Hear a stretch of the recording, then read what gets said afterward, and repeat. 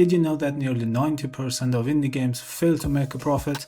But what if I tell you there's a way to significantly increase your chances of success?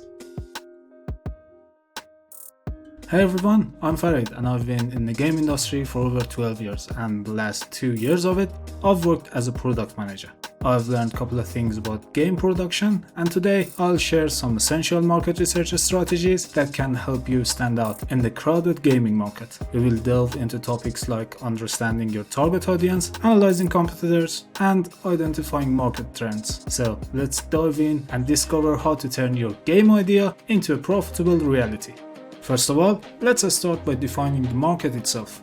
The whole meaning of the market revolves around two major concepts: a problem or a need that makes customers, and a solution or a product that makes business owners.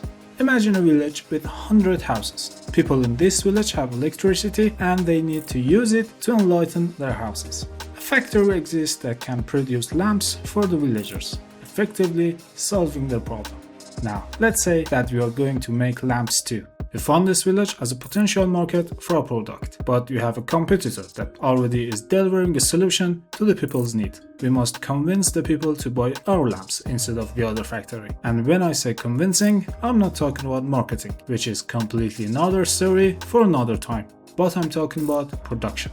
Now, let's apply this concept to the game industry. Imagine the gaming market as the village, players are the villagers, and game developers are the lamp factories. For example, if players are looking for exciting open world adventures, games like The Witcher 3 or Red Dead Redemption 2 offer solutions. But what if you want to create a unique game that stands out from the crowd? We have a game idea that we are going to make it and hopefully make money of it. Let's continue this process with a real game idea. Our game idea is about a dog that has a journey from point A to point B in a world that is ruined by war. It's a good idea to begin with. That's where market research comes in. By understanding the needs and preferences of your target audience, you can identify opportunities to differentiate your game. The first step is to understand our target audience. Who are the people we want to reach with our game? Are they young gamers looking for fast-paced action, or perhaps older players seeking a more immersive and story-driven experience? Consider these questions. Age. Are we targeting children, teenagers, or adults? Interest. What kind of games do they typically play? Are they into adventures, puzzles, or role-playing games? And platforms. Which platforms are they most likely to use? PC, consoles, mobile? By answering these questions, we can create a game that resonates with our target audience. Now that we know our target audience, let's identify our competitors. Even the most unique game concepts might have competitors from the market's perspective. Games can compete for players' attention by sharing similar themes, gameplay mechanics, or even just targeting the same type of players. So, the next step is to find the games that share similarities with yours. Here's some places to start your search: Steam, itch.io, or any other game markets. Once you've identified your competitors, it's time to analyze their strengths and weaknesses. Here comes a powerful tool that product managers use: the feature table. What is a feature table? It's a simple chart that helps us compare our game's key features to those of our competitors. We can use it to identify opportunities for our own game. But how we can make a feature table? First, list your game's key features. These could be story elements, gameplay mechanics, graphics, or other defining aspects. Then, add your competitors. List them as columns in the table. Now, score competitors' features. Evaluate their strengths and weaknesses for each feature. Score them out of 10, for example. And finally, score your own game idea. And be honest about your game's features compared to competitors. This table will help us to realize what's our strengths and weaknesses, and in which part we must work more and improve our game. The feature table can also help us identify gaps in the market. What unique features can your game offer that others don't? For example, our dog journey game might have a unique focus on the war-torn atmosphere and the struggles of surviving in the post-apocalyptic world. These might not be golden features or core aspects of the genre, but they can still attract players. For features like these, you might have what we call secondary competitors. These are games that might not be directly comparable, but offer similar experience in some unique aspects. In our case, we could compare the war atmosphere to games like Fallout, and the wartime living experience to a game like This War of Mine. By creating separate tables for these features, you can gain valuable insights into how your game stands out. I hope you're not tired yet. Before we continue, I'd like to say that I'm sharing some personal experience from a decade of working in the game industry. If you're enjoying this video, please consider checking out my other content. And if you're interested in more tips and insights on game development, I'd be grateful if you subscribe to my channel. Now that we have discussed identifying and analyzing competitors, let me introduce you another powerful tool, the SWOT analysis. What is SWOT analysis? SWOT stands for Strengths, Weaknesses, Opportunities, and Threats. It's a framework that helps us evaluate our game's internal factors and external factors. Components of SWOT analysis are strengths. What are your game's unique selling points? What do you do better than your competitors? For example, your game might have a compelling story, innovative gameplay mechanics, or stunning visuals.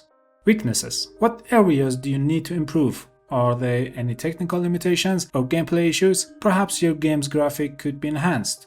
Opportunities. What external factors can benefit your game? Are there any emerging trends or market gaps you can capitalize on? For instance, a growing interest in animal protagonist games or a shift towards mobile gaming could present opportunities. Threats. What challenges might hinder your game's success? Are there any competitors with stronger marketing or distribution channels? Could changes in technology or consumer preferences pose a threat? Now, let's apply SWOT analysis in our dog journey game. Engaging story, unique post-apocalyptic setting, strong character development. Weaknesses, limited combat mechanics, potential for technical issues. Opportunities, growing interest in animal protagonist games, and potential for cross-platform release. And threats, competition from other post-apocalyptic games, limited marketing budgets. By analyzing these factors, you can focus on enhancing your game's strengths, addressing weaknesses, and seizing opportunities while mitigating potential threats. And through it all, we can make wise decisions about our product. Next step is to get to know about market trends and preferences. Do research around gaming trends and stay updated on current trends such as popular genre, emerging technology, and players' preferences. There's a free, powerful tool for it, and that's Google Trends. Use it while you're doing the market research and of course when you are in development phase to keep updated about trends.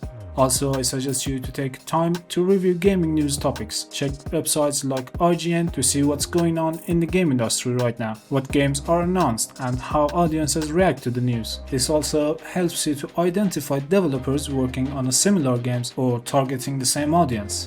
Find the developers on social media and follow them. See what their game is about, what they say. There is a good tool to do it more organized, and that is Twitter or X lists. Make a list on your X account and add those developers' accounts to it to gather all their tweets in one place. And check that list at least once a week to see what is going on in your competition area. Another important element that you must understand is players' expectations. Research what players expect from a game like this in terms of graphic, gameplay, and story. You can do this in social media. See how they react to a Reddit post in a specific topic, or their comments on a specific tweet, or even take a time to read comments on your competitors' Steam pages. Now that we've discussed market research strategies, let's talk about data collection. Create a survey to gather data directly from potential players. Ask questions about their preferences, expectations, and willingness to pay. Ask them what they like and what they don't like in such a game, how they like a specific feature in game. There are various survey services like SurveyMonkey or Google Forms that you can easily design an efficient survey and collect data. Online communities. Join relevant gaming communities on platforms like Reddit, Discord, and other forums. Participate in discussions and ask for feedback on your game idea. Use polls or survey to gather quantitative data. Social media. Use social media platforms to reach out to potential players and gather their opinions. Make topics in relevant Reddit servers on what you think about the specific features of your game and see how people engage with it. Make an X account and actively talk about your game. Share screenshots, video, GIFs or other contents and find out how people react. And also respond to comments and questions to build a community around your game. These approaches help you refine your game design and better understand your target audience. Once you've collected your data, it's time to analyze it and extract valuable insights. Organize your survey responses, social media comments, and other data into a structured format. Look for recurring themes or trends in your data. Are there any common preferences, concerns, or suggestions? Delve deeper into your findings. What do these insights reveal about your target audience and the potential market for your game? Based on your analysis, draw a conclusion about the visibility of your game idea and potential market demands. Let's take an example. Imagine you conducted a survey and found that a large number of respondents expressed interest in a co-op multiplayer mode. This insight could lead you to prioritize the development of multiplayer features in your game. By effectively analyzing your data, you can make informed decisions about your game's development and marketing strategy. The final step is to validate and refine your game idea based on your research findings.